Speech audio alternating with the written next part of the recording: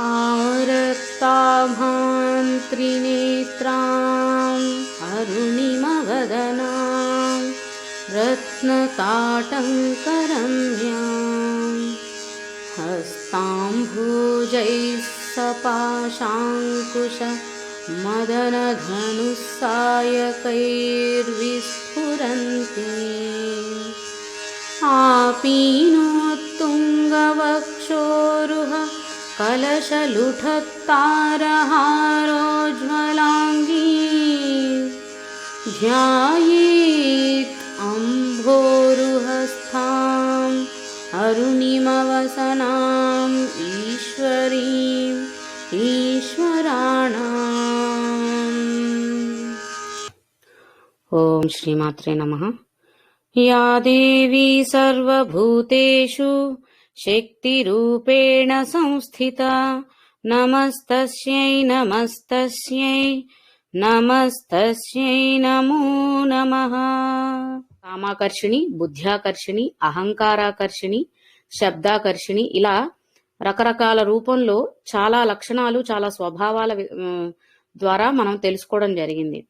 ఇప్పుడు ఎప్పుడైతే వీటిని తెలుసుకోగలిగామో, సరైన విధంగా అర్థం చేసుకోగలిగామో, ఇప్పుడు మనలో నెక్స్ట్ స్టెప్ లో మనలో ఇంప్రూవ్మెంట్ ఏమి రావాలి అనేది నెక్స్ట్ వచ్చే నామాల ద్వారా మనం తెలుసుకునే ప్రయత్నం చేద్దాం. సో మొదటి నామం చిత్తాకర్షిణి. చిత్తము అంటే మేధ అని, చైతన్యము అనేది సూచిస్తుందని మనం చాలా సార్లు సార్ ప్రవచనంలో కూడా వింటూ వచ్చాము. సో చిత్తాకర్షిణి అంటే చిత్తము ద్వారా ఆకర్షించేది. ఇప్పుడు మనము చేసే ప్రతి పని, ప్రతిరోజు చేసే నిత్యం ఉదయం నుంచి సాయంత్రం వరకు ప్రతి పని, ప్రతి ఆలోచన, ప్రతి విషయం, మన బంధువులతోనో ఫ్రెండ్స్ తోనో మాట్లాడేవి ఏవైనా సరే ప్రతిదీ కూడా స్టోర్ అయిపోతాయి మన చిత్తంలో. అందుకనే కదా సార్ ఎప్పుడు చెప్తూ ఉంటారు, చిత్తంలోని చెత్త తీసేయండి అని చెప్పేసి. సో అలా ప్రతి విషయం, అది మంచి విషయం అవ్వచ్చు, చెడు విషయం అవ్వచ్చు, కోపాన్ని కలిగించేది అవ్వచ్చు, బాధని కలిగించేది అవ్వచ్చు, సంతోషపరిచేది అవ్వచ్చు, ఇలా ప్రతి భావాన్ని వ్యక్తపరిచేది అవ్వచ్చు, లేదా మన మనసుకు ఆహ్లాదాన్ని, ఆనందాన్ని, అంటే ఇప్పుడు సపోజ్ కొన్ని కలర్స్ చూస్తాము, కొన్ని అందమైన శిల్పాల రూపాలను చూస్తాము, అవి ఎప్పటికీ కూడా మన మనసులో అలా ముద్రించుకుపోయి ఉంటాయి. అంటే అది మన చిత్తంలో రికార్డ్ అయిపోయి, రిజిస్టర్ అయిపోయి ఉంది అనమాట. ఎప్పటికీ ఇంకా అది బయటకు పోదు. అలా కొన్ని కొన్ని అవి అవి ఏ రూపంలో అనేది చెప్పడానికి ఉండదు, ఎందుకంటే ప్రతి రూపంలో కొన్ని సౌండ్స్, ఎందుకంటే కొన్ని శబ్దాలు, కొన్ని సంగీత ధ్వనులు వింటున్నప్పుడు, కొన్ని వాయిద్యాలు అవి మోగిస్తున్నప్పుడు ఆ సౌండ్ వింటే తెలియకుండా మనలో ఒక పులకరింపు వస్తుంది. కొన్ని కొన్ని ప్లెజెంట్ మ్యూజిక్స్ వింటుంటే మనం మైమరిచిపోయి ఉండిపోతాం. సో ఇవన్నీ మన మనసుకి బాగా నచ్చేవి అయి ఉండొచ్చు, లేదా మనల్ని వాటి వైపు ఆకర్షించినవి అయి ఉండొచ్చు. ఇలా ప్రతి విషయం కూడా మన మనసులో రికార్డ్ అయిపోతుంది కాబట్టే ఆ తర్వాత చేసే మన చర్య, మన ప్రతిచర్య ఏదైతే ఉంటుందో ఈ వీటన్నిటి మీద ఆధారపడి ఉంటుంది. అంటే మనం చేసే ఆలోచనల మీదే మన ప్రతిచర్య ఆధారపడి ఉంటుంది. అంటే ఇప్పుడు ఒకటి సంతోష కలిగించే విషయం మనం విన్నాం అనుకోండి, అది బాగా సంతోష కలిగించే విషయం అని మనం ఎంతో ఆనందానికి లోనవుతూ ఉంటాం. అలాగే మనం బాగా దుఃఖించే విషయం, అంటే ఎవరన్నా గట్టిగా తిట్టేసేయడము, ఎవరన్నా ఏదైనా బాధ కలిగించే విషయం చెప్తే దాన్ని కూడా అలానే తీసేసుకుంటాం కాబట్టి ఆ బాధ అనే రూపంలో దాన్ని మళ్ళీ వ్యక్తపరుస్తాం అనమాట. సో మనం ఏది తీసుకుంటున్నాము అది మనల్ని అంతగా దాని వైపు ఆకర్షించి దానికి మనం బద్ధులమై ఉండి దానికి తగ్గ రియాక్షన్, ఒక ప్రతిచర్యని మనలో నుంచి స్వాభావికంగా బయటకు వచ్చేలా చేస్తుంది. కాబట్టి ఎప్పుడైతే ఇవి శక్తి రూపాలు మనం ముందు నుంచి చెప్పుకుంటున్నా, కామాకర్షిణి, బుద్ధ్యాకర్షిణి, అహంకారాకర్షిణి, ఈ శక్తి రూపాలు అన్నీ కూడా మనల్ని పరీక్షిస్తూ ఉంటాయి, శోధిస్తూ ఉంటాయి అని ముందు నుంచి తెలుసుకుంటూ ఉన్నాం. కాబట్టి సో ఇవన్నీ అర్థం చేసుకున్న తర్వాత మన ఆలోచన స్థాయి ఎలా ఉండాలి అంటే, దేన్నైనా సరే ఒకే విధంగా తీసుకోగలిగిన స్థాయికి అలా వెళ్ళగలిగినప్పుడే ఇటువంటి ఆకర్షణలకు మనం లోనవ్వకుండా స్థిరంగా, నిశ్చలంగా ఉండగలుగుతాము. సో అందుకనే చిత్త శోధనం ముక్తి సాధనం. ఎప్పుడైతే చిత్తాన్ని కరెక్ట్ గా శోధించగలిగి సరైన అన్వేషణలో మనం వెళ్ళగలుగుతాము, అంటే అనవసరమైన విషయాలకు అవకాశం ఇవ్వకుండా ఆ చిత్తంలో దాన్ని, అంటే ఎంటీ మైండ్ అంటూ ఉంటారు చూడండి, ఇక్కడ కావాల్సింది అదే. ఎందుకంటే ఇంగ్లీష్ లో చిత్తము అన్న పదానికి డైరెక్ట్ వర్డ్ చెప్పలేం కాబట్టి ఎంటీ మైండ్నెస్ ఉండాలి అని అంటూ ఉంటారు. అంటే ఎక్కడ విషయాలు అక్కడే వదిలేసి దాన్ని తీసేసుకొని బొర్రలో పెట్టేసుకొని అనవసరంగా మైండ్ చెడగొట్టుకోకుండా ఎప్పటికప్పుడు క్లీన్ చేసేసుకుంటూ ఉంటే, ఎంటీగా ఉంచుకుంటే ప్రశాంతంగా ఉంటుంది, ఇంకే టెన్షన్స్ ఉండవు. అది ఏ విధమైన భావోద్వేగమైనా అవ్వచ్చు, ఆనందంతో కూడిన భావోద్వేగమైన, బాధతో, కోపంతో, ఇంకేదైనా సరే నీరసంతో, నిస్సత్తువతో దేనికి సంబంధించిన రియాక్షన్ అయినా సరే రాకుండా ఉండాలి అంటే వాటికి సంబంధించిన ఏ విషయాలు కూడా మన మనసులోకి, మన చిత్తంలోకి చేరనివ్వకుండా ఆపగలగడం. అలా ఆపగలిగినప్పుడు మాత్రమే మనం ఎప్పుడైతే ఎంప్టీ మైండ్ తో ఉంటామో, అంటే ఇలాంటి ఆలోచనలు ఏవి మన దగ్గరికి చేరవో, అప్పుడు మనం సరైన శోధన వైపు ప్రయాణించగలుగుతాం. సో అలా శోధించుకుంటూ వెళ్ళినప్పుడు ముక్తిని సాధించగలుగుతాం. అందుకనే చిత్త శోధనం ముక్తి సాధనం.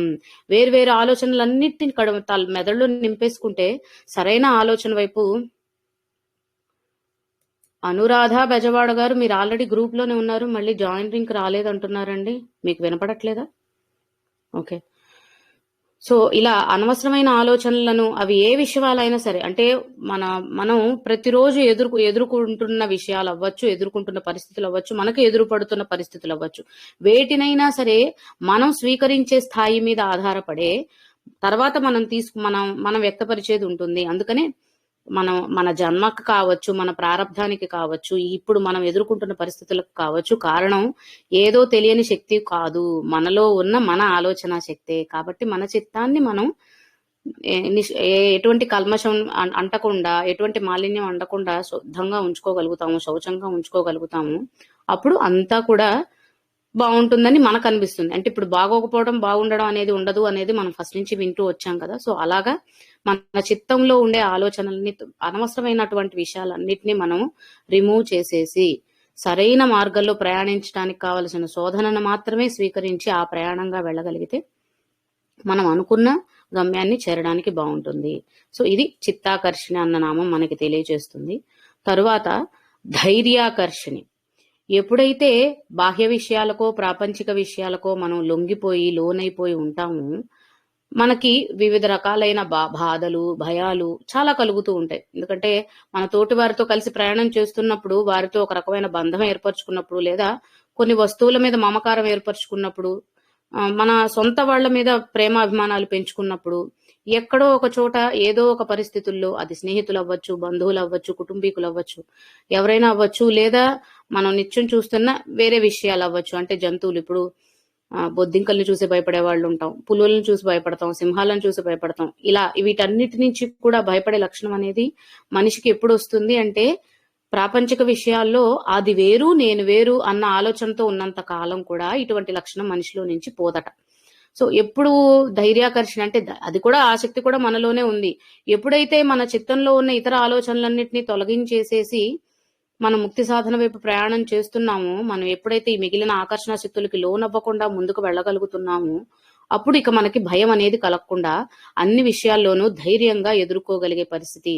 అంటే అప్పుడు సింహం వస్తే ఆలింగనం చేసుకుంటామని కాదు, అది సింహ లక్షణం అని అర్థమయ్యి తగిన జాగ్రత్తలు తీసుకునే ఆలోచన మనలో కలుగుతుంది తప్ప, దాన్ని చూసి బెంబేలెత్తిపోయి పరిగెట్టి హైరాణ పడిపోవాల్సిన అవసరం రాదు అని. అంతేకాని ఆ సింహం కూడా దైవశక్తి అనుకున్నాం కదా, లేకపోతే పులి కూడా దైవశక్తి అనుకున్నాం కదా, అది మనల్ని ఏం చెయ్యదులే అన్న ధైర్యం రావడం కాదు. అందులో ఉన్న శక్తి ఏంటి అన్న నిజమైన విషయాన్ని మనం తెలుసుకోగలగడం, అర్థం చేసుకోగలగడం. తద్వారా దానికి కావాల్సినంత భయభ్రాంతులకు లోనవ్వకుండా మన పని మనం చేసుకోగలుగుతాం అంతే. సో ఇది ధైర్యాకర్షిణి అన్న నామాన్ని సూచిస్తుంది.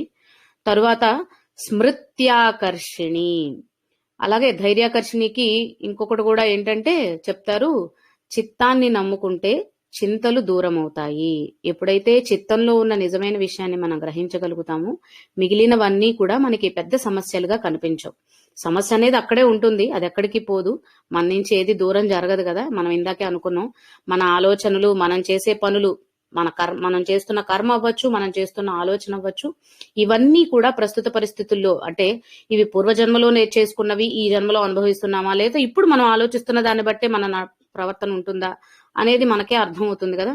సో ఇలాంటివన్నీ కూడా చింతలను కలిగిస్తూ ఉంటాయి. కాబట్టి ఎప్పుడైతే మనం ఇవన్నిటిని మన చిత్తంలో నుంచి తొలగించేసేసామో, అప్పుడు ఇక మనకి చింతలు కూడా దూరం అవుతాయి.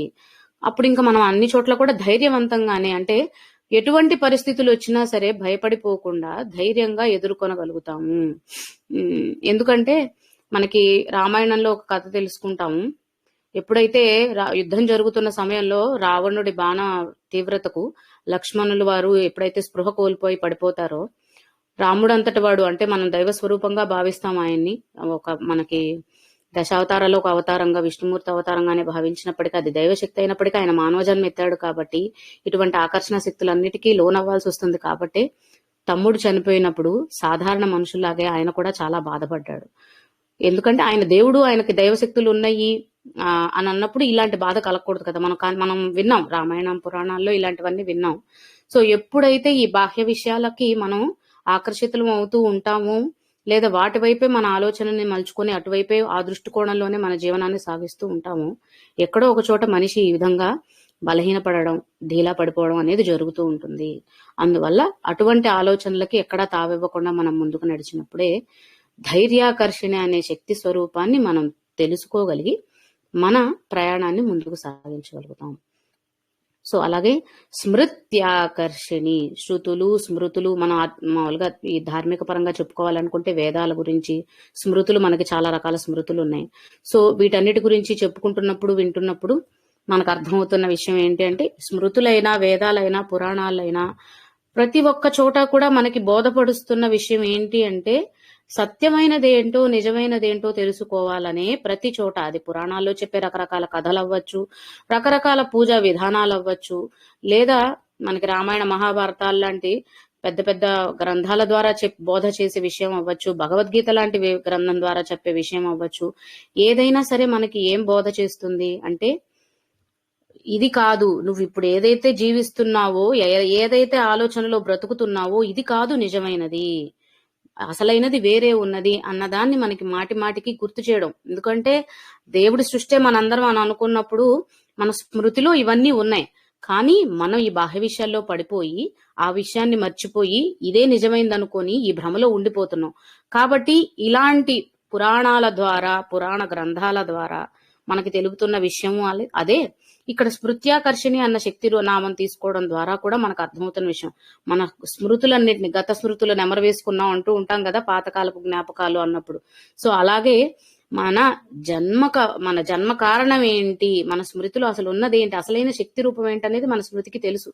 తల్లి గర్భంలో ఉన్న శిశువుకి అంతా తెలుసు అని అనుకుంటూ ఉంటాం కదా.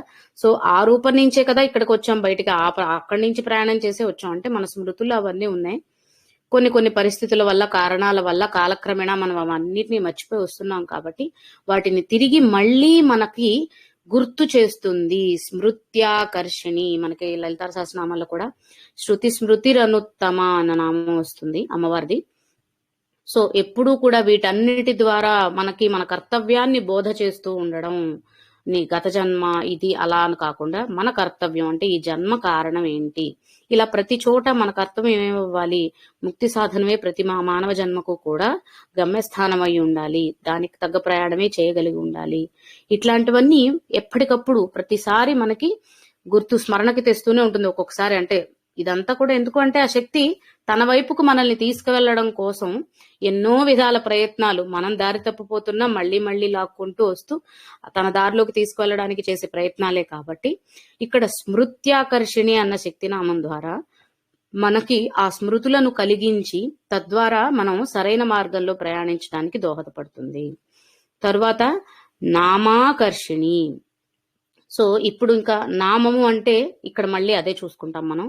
బాహ్యంగా చెప్పుకునే మన పేర్లు కాదు, ఇంకా ఏంటో వేరే వేరే విషయాలని కాదు. ఇక్కడ ఒకటి దైవకంగా చూసుకున్నట్లయితే గనక మనం దేవతలని రకరకాల నామాలతో, అష్టోత్తర సహస్రనామాలతో రకరకాలుగా స్తుతిస్తూ ఉంటాం, ఎన్నో పారాయణలు చేస్తూ. సో ఇవన్నీ కేవలం నామరూపంగా భావించకుండా ప్రతి నామంలో ఉన్న అర్థాన్ని తెలుసుకోవడం, ఆ నామం అలా ఏర్పడడానికి గల కారణం అర్థం చేసుకోగలగటం, సో అందులో ఉండే తత్వాన్ని మనం బోధపరుచుకొని దాని ద్వారా సరైన జీవన విధానాన్ని ఎంచుకోగలగటం, దీనికి కావలసినది నామాకర్షణ అన్న శక్తి. ఎప్పుడైతే సత్యమైనదేదో నిజమైనదేదో మన స్మృతిలోకి వస్తుందో అప్పుడు కేవలం పేర్లు అన్న భావన కలగకుండా, అంటే ఒక నామం ఇది, ఒక రూపం ఇది అన్న నా భావన కాకుండా దాని వెనుక ఉన్న తత్వాన్ని మనం అర్థం చేసుకోగలుగుతాం. కాబట్టి ఇక్కడ నామాకర్షిణి అంటే ఒక పేరుకి అట్రాక్ట్ అవ్వడం అన్న సింపుల్ మీనింగ్ తీసుకోకుండా, ఎందుకంటే మనం దేవత నామాలు, దేవుళ్ళ నామాలు రకరకాల సహస్రాలతో కొలిచేటప్పుడు కూడా అందరూ చెప్పేది ఏంటి అంటే, మనం మామూలుగా కూడా తెలుసుకున్నాం సంస్కృతంలో ప్రతి అక్షరానికి కూడా అర్థం ఉంటుంది అని. సో రకరకాల అక్షరాలను కూడుకొని ఏర్పడిన పదానికి కూడా ఎంతో గూఢమైన అర్థం ఉంటుంది. సో ఆ అర్థాన్ని, ఆ తత్వాన్ని మనం అర్థం చేసుకోగలిగినప్పుడే ఫలితం, ఉపయోగం తప్ప కేవలం నామతహాగా కూర్చొని సహస్రార్చన చేసేసాం, లేకపోతే 108 సార్లు ఈ మంత్రాన్ని చదివాము, లేదంటే 1000 సార్లు ఈ పారాయణ చేశాము, ఇట్లాంటి వాటి వల్ల ఉపయోగం లేదు. మనం అర్థం చేసుకోవాల్సింది దాని వెనక ఉన్న తత్వాన్ని, అర్థాన్నే తప్ప అది ఎన్నిసార్లు చదివాం, ఎన్ని గంటలు చదివాం, ఎన్ని రోజులు పారాయణ చేశాం, ఎంత ఎన్ని రకాల విధానాలలో, ఎన్ని రకాల ఉపాచారాలతో, ఎన్ని రకాల ఉపాసనలతో చేశాము అన్నది కాకుండా దాని వెనక ఉన్న విషయాన్ని మనం అర్థం చేసుకోగలగడం, దానివల్ల మాత్రమే మనకి సత్ఫలితం అనేది కలుగుతుంది అనమాట. సో ఇది నామాకర్షిణి అన్న నామం. తర్వాత బీజాకర్షిణి. బీజము అంటే సృష్టి కారకం, అంతే కదా. సో బీజము అంటే కారకం, సృష్టి అంటే అది ఏదైనా అవ్వచ్చు, ఏ విత్తు వేస్తే ఆ చెట్టు వస్తుందని మనం ఎదురు కూడా అనుకున్నాం కదా. సో ఇక్కడ సృష్టి కారకమైనది ఏమిటి? ఇప్పుడు ఇన్ని విషయాలు మన చిత్తంలో ఉన్న ఇతర విషయాలన్నిటినీ తొలగించేసుకొని ఇటువంటి భయాలకు, భ్రాంతులకు లోనవ్వకుండా మన ప్రయాణాన్ని సాగిస్తూ ధైర్యాకర్షణ అన్న నామం ద్వారా స్మృతులలో ఉన్న విషయాలను తిరిగి రీకలెక్ట్ చేసుకుంటూ నామంలో ఉన్న మహిమను అర్థం చేసుకుంటూ ముందుకు వచ్చినప్పుడు సృష్టి యొక్క గొప్పతనం. మ్యూట్ అవ్వండి. సృష్టి అంటే మనతో పాటు మిగిలిన జీవరాశులు కూడా, అన్ని ప్రాణం ఉండే ప్రతిదీ, అది వృక్షం అవ్వచ్చు, పక్షి అవ్వచ్చు, జలచరాలు అవ్వచ్చు, ఏవైనా అవ్వచ్చు. సో ప్రతి సృష్టి యొక్క గొప్పతనం, అందులో ఉండే విచిత్రం, ఆ క్రియేటివిటీ అంటారు కదండి, ఒక సొంతగా ఆలోచన చేయగలగడం అని. సో ఇక్కడ బీజము అంటే ఏంటంటే ఈ సృష్టి రహస్యాలు మనకు అర్థమవుతాయి. అంటే సృష్టి ఎంత గొప్పగా ఉంది, ఇంత విచిత్రంగా ఎలా ఉండగలిగింది, ఇప్పటి వరకు మనం చూసిన దృష్టికోణం వేరు. ఎప్పుడైతే ఈ దారిలో మనం ప్రయాణిస్తూ వెళ్తూ ఉంటామో అప్పుడు ఈ సృష్టినంతా మనం చూస్తున్నది వేరుగా ఉంటుందన్నమాట. ఎందుకంటే ఆత్మస్వరూపం అందరికీ ఒకటే, శరీరాలు వేరు, ఆకారాలు వేరు, పేర్లు వేరు లేదా రూపాలు వేరు, అంతే తప్ప ఆత్మ అంతా ఒకటే అని అనుకున్నప్పుడు ఆ ఆత్మ ఇన్ని రకాలుగా ఏర్పడగలిగిందా, ఇన్ని విధానాలుగా, ఇన్ని రూపాలలో ఏర్పడగలిగిందా, ఇలా ఎలా జరుగుతుంది అనేది ఎప్పుడైతే మనం క్వశ్చన్ చేసుకుంటామో, ఎందుకంటే ఒక చేయి కదలాలన్నా, చేతి వేళ్లుల్లో కదలిక ఉండాలన్నా, మన కళ్ళు ఆర్పడం దగ్గర నుంచి మన కాళ్ల కదలిక వరకు ప్రతి విషయం వెనక కూడా సైన్స్ అని సింపుల్ గా చెప్పేస్తాం. అదే తెలియని శక్తి అని అనుకున్నట్లయితే ఒకవేళ ఇలానే ఎలా కదులుతుంది?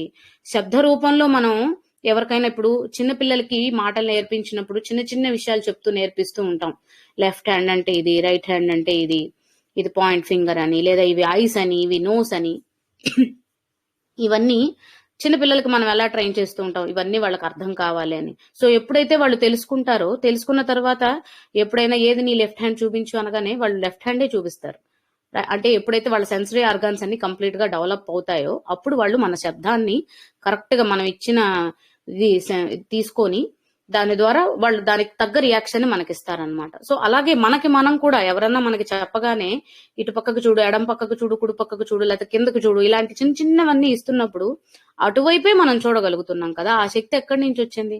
నీ ఎడమ చెయ్యేది, ఎడమ కాలేది అని అన్నప్పుడు ఎక్కడ ఎలా తెలుసుకోగలిగి ఇదే చేస్తున్నాం అంటే ఇంత ఏంటంటే ఈ ప్రయాణంలో అలా ముందుకు వెళ్తున్నప్పుడు ప్రతి ఒక్కదాన్ని కూడా చాలా గొప్పగా చూడగలిగిన శక్తి మనలో కలుగుతుంది. ఎలా అంటే ఇప్పుడు చిన్న చిన్న పిల్లలకి చాలా స్టార్స్ ఉన్న ప్లేసెస్ కి తీసుకెళ్లి ఒక ఆర్టిఫిషియల్ స్కైలో కలర్ఫుల్ స్టార్స్ కానివ్వండి, ఇంకేమన్నా హ్యాంగ్ చేసి పెట్టినా, లేదా బాగా బ్రైట్ స్టార్స్ లైటింగ్ పెట్టినా చూసినా ఎంతో ఆశ్చర్యానికి గురై చాలా వాళ్ళు ఆనందంగా దాన్ని ఆస్వాదిస్తూ అలానే చూస్తుండిపోతూ ఉంటారు. ఎంతో ఆనందంగా, తృప్తిగా ఉంటారు. అలా మనం కూడా ఎప్పుడైతే ఆ మహిమలన్నిటిని అర్థం చేసుకోగలుగుతున్నాము, ఆ శక్తి యొక్క నిజమైన ఉద్దేశం ఏంటి, నిజమైన అర్థం ఏంటి అని తెలుసుకోగలుగుతున్నాము, అప్పుడు ఈ సృష్టి యొక్క గొప్పతనాన్ని, అందాన్ని అంతగా ఆస్వాదించి అనుభూతి చెందగలుగుతాము.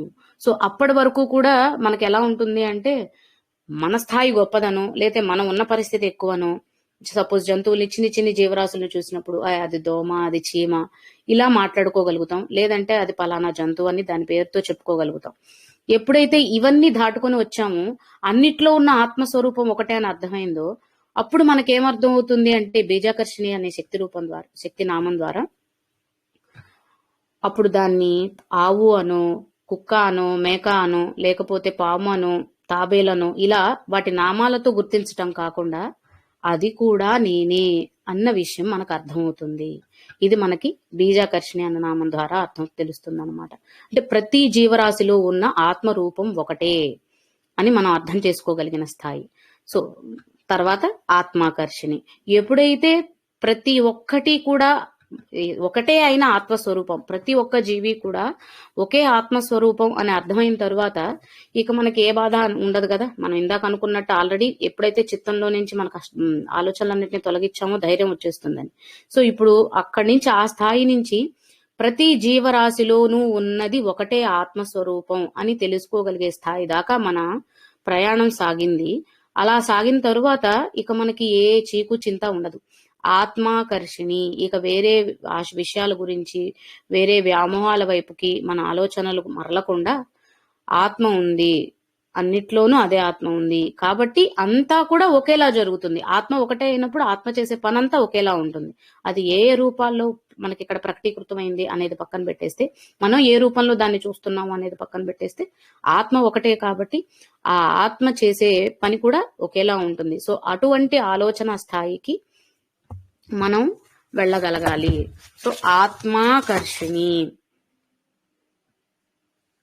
సో ఎప్పుడైతే ఇలా ఆత్మస్వరూపాన్ని మనం అర్థం చేసుకోగలిగాము, బీజ రూపంలో వచ్చినప్పుడు అన్ని అంతా జీవరాశిలో ఉన్నది ఒకటే ఆత్మ అని తెలుసుకున్నాం. ఆ ఆత్మ యొక్క శక్తిని అర్థం చేసుకోగలిగాం. అప్పుడు ఆ ఆత్మస్వరూపం యొక్క శక్తిని అర్థం చేసుకున్నప్పుడు ఇక మనకి బాహ్య వర్ణాలు మనల్ని ఆకర్షించవట. మన ఆత్మస్వరూపంలో మనం చెప్పుకుంటున్నాం కదా, ఆజ్ఞాచక్రం కానీ సహస్రారం కానీ చెప్పేటప్పుడు అన్ని వర్ణాలమయం అని చెప్తూ ఉంటాం కదా. సో అలా బాహ్య వర్ణాలకి మనం ఆకర్షితులం కాకుండా ఆత్మస్వరూపంలోకి వెళ్ళాక మన లోపలే ఉన్నటువంటి అన్ని వర్ణాలని మనం చూడగలుగుతాము. వర్ణము అంటే అక్కడ రంగే కాదు, అన్ని రకాల లక్షణాలు, స్వభావాలు, కళలు చాలా అవ్వచ్చు వర్ణము అన్నప్పుడు. సో వాటన్నిటినీ కూడా మనం గుర్తించగలిగిన స్థాయి ఆత్మాకర్షిణి. సో ఇది ఆత్మాకర్షిణి.